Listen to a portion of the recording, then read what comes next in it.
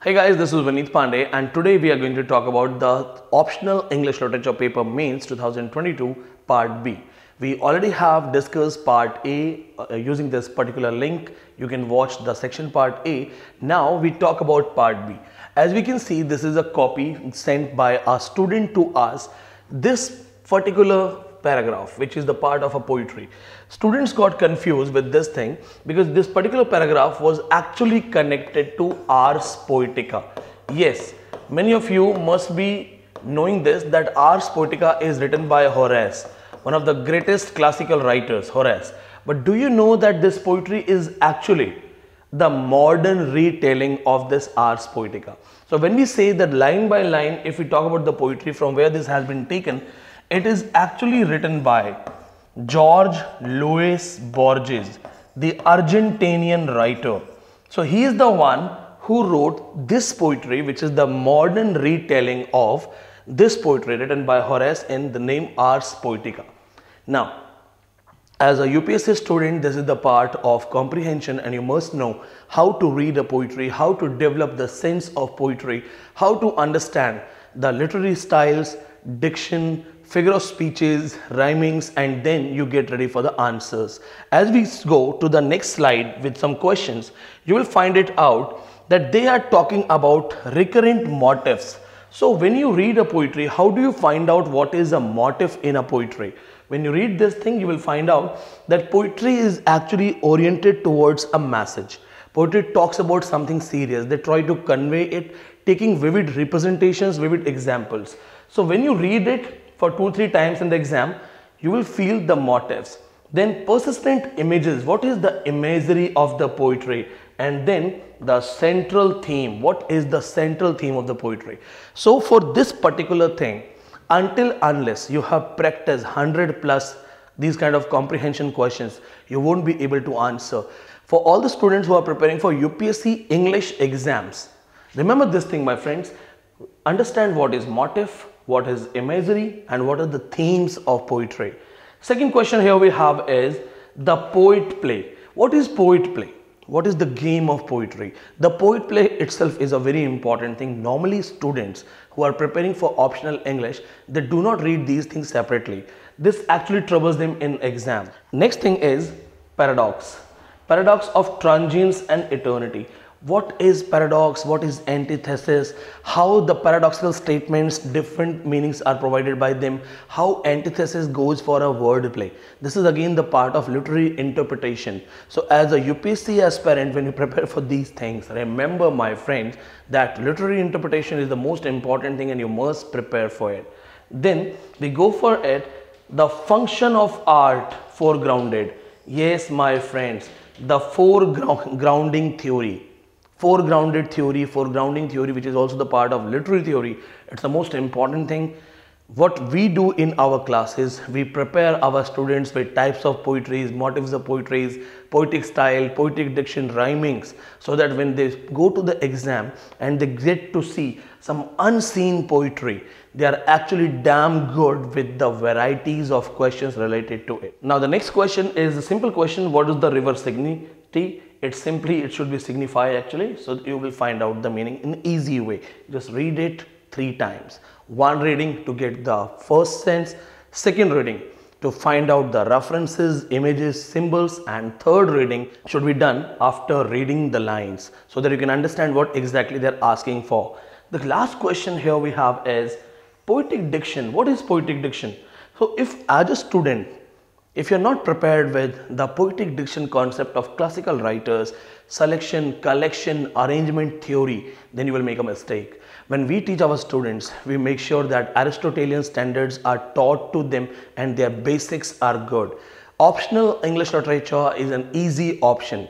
It's far better than any other subject. But yes, it needs some time. It needs work. If you study these things in proper way, it's easy. All of these things to be prepared, like if I tell you in easy way, suppose all of these things that you must read to learn these things, it is hardly 2 days study. In 2 days study, these kind of questions will be kind of sure for you. You will be able to answer these things. Now we go for the next page. Now as we have the next page here, we have many questions. You can see these questions. Attempt An exposition of the character of Tom Jones. It's quite easy question. We generally teach these kind of questions. Whenever I teach literary topics, I make sure that all the important characters are properly analyzed and taught in proper way. In this question, they are talking about character exposition of Tom Jones. Next question, which is again easy one, philosophical political background of Gulliver's Travels. Many of you must be knowing it that Gulliver's Travel can be read in schools and can be read as a political satire. When I taught my students, I told them that this is the quotation. It is universally read from nursery to cabinet council. Yes, Gulliver's Travels is full of political background and philosophies. In fact, Jonathan Swift wrote it to his friend that the theme of Gulliver's Travel is that I heartily hate and detest the animal called man. It is also said that Gulliver's Travel is the result of his madness. And now we go for the next question, which is 6th C. Examine the late 18th century English class system. Yes, if any teacher is teaching you in a proper way, Pride and Prejudice is actually a novel that deals with class system. See, my friends, Romantic age was the age where the rise of middle class takes place. When we move towards Victorians, we find it out that in Victorians, we have the lower middle class and upper middle class. So technically the class consciousness, the class issue, it is very much portrayed in this book. As you remember, if you are my student, you must be remembering my lecture. I have taught you this thing that in Pride and Prejudice, marriage is important, love is secondary. You have read literature, you know that it is love which is most important, marriage is not important. But no, not with Jane Austen. In Jane Austen's novel, marriage is more important. And yes, class system is there. They must have a proper class. Marriage is important in Jane Austen, and they see the earning of the boy, the property of the boy. It matters. Yes, this is the difference. So when you read these things, you'll find out the answers in that way. These are my way of teaching. See, the question number 7A, consider the mill on the floors as subversion. Repeated question of UPSC, very easy question. Subversion is destruction. How? Mill on the floors is actually a Bildungsroman, but in a different way. So technically, question is easy. Bildungsroman is in style where the character, his development takes place, maturity from childhood to young age, and then throughout this journey, the life, then examples, impressions, moments, all of these things are being narrated. Mill on the Floors is actually a Bildungsroman, but the way Maggie Tulliver and Tom Tulliver, the way they are having their upbringing, it leaves a great impact on their minds. So this is, yes, a different kind of Bildungsroman with different situations, and we can simply call it that Mill on the Floors is actually a kind of diversion from the traditional styles. Question number 7B. My friend, this is just a review. Be connected with this channel, be the part of the classes, and you will get proper answers of these things. Now, we go for question number 7B. Hard times lingers around the questions of utilitarianism, education, industrialization in Victorian era. Discuss with illustrations. My friends, if you are preparing for UPSC optional English, having classes and your teacher has taught you Victorians in proper way, it's an easy question. Any teacher who teaches Victorians should teach utilitarianism, education system, class consciousness, Victorian compromise, development of feminism in Victorian era, along with that, the colonization reference. So anybody who has taught you Victorians in proper way, you will be able to answer this thing. They have taken the reference of hard times. Now what I need is fact, fact, fact. This is the name of the hard times opening line. What I need is fact, fact, fact. Idea of Mr. Gradgrind, how he teaches his kids in utilitarian way. This is an easy question. It's very easy. Now we move towards the next one. This is dealing with Tess of the Urbervilles, conflicting moral values. Conflicting moral values and confusions of changing society. Tess of the Urbervilles. We all know, if you have studied in proper way, you know that Tess was not responsible for whatever was happening. But who was held responsible? Tess.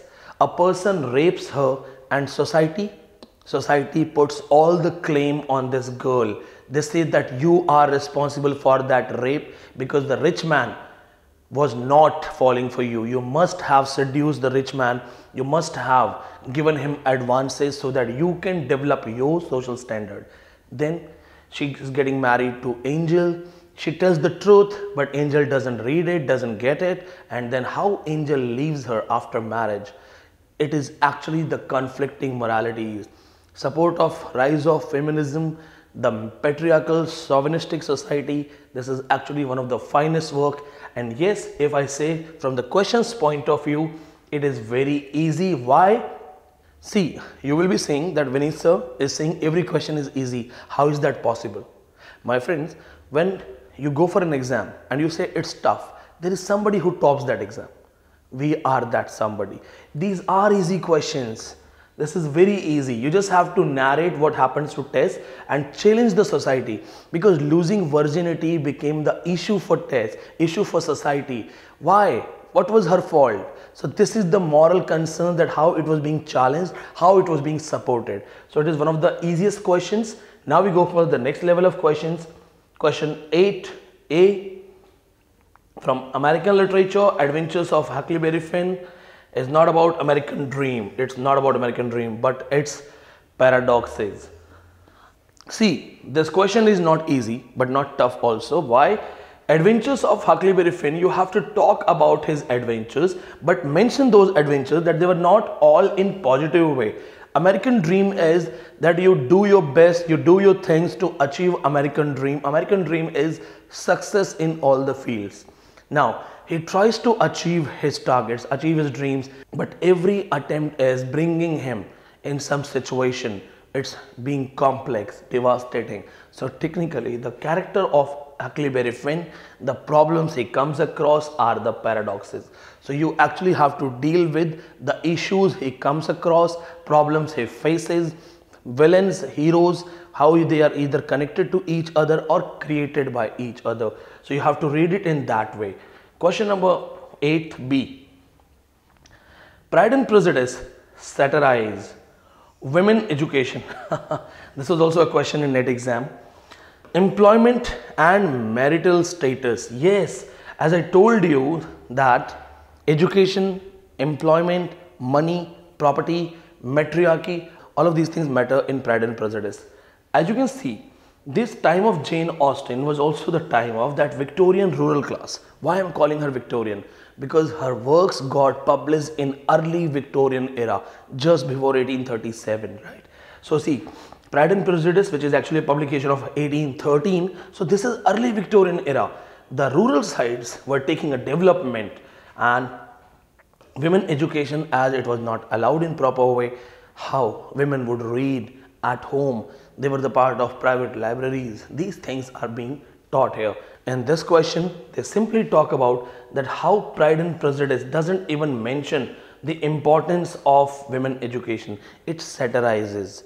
It actually talks about this thing that women have just one target, to be married to a rich man and to be settled with proper kids and a family life. So they question the value of education. It's not tough, but you can also say that it's not easy also. So I totally understand.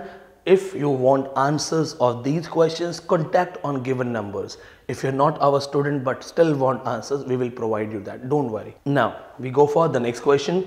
Jonathan Swift pitches Lemuel Gulliver as an unreliable narrator, the part of postmodern style, meta-fiction style. I will say the question is tough, not easy. If you can simply cite examples where Gulliver is actually questioning his own narration, there you will be able to answer those things. Gulliver was the narrator of the story, but can we rely upon the story? Can we say that Gulliver didn't lie to us? Whatever he tells us is absolute truth. This makes it unreliable narrator. So question is not tough, but technically it's complex. It's not easy for everyone to answer it in proper elaboration. So we will provide you answers for these things. So my friends, this was the complete narration of the paper. Paper A has already been narrated by me. Paper B has been taught today. It's easy. So if we say out of 100, how many questions are easy? We say 90% are easy. 2 questions, one in paper A, one in paper B, are tricky ones. but overall this paper was easy. All the students who are thinking whether they should opt optional English literature or not, it's easy topic, can be covered within 2 months. You have to read limited things. You don't have to read like anybody reading political science, sociology, geography. Limited syllabus will save your time. Limited approach will give you a perfect approach, and this will make you get maximum marks in your examination. To be the part of UPSC optional classes, contact us on given numbers. Thank you so much.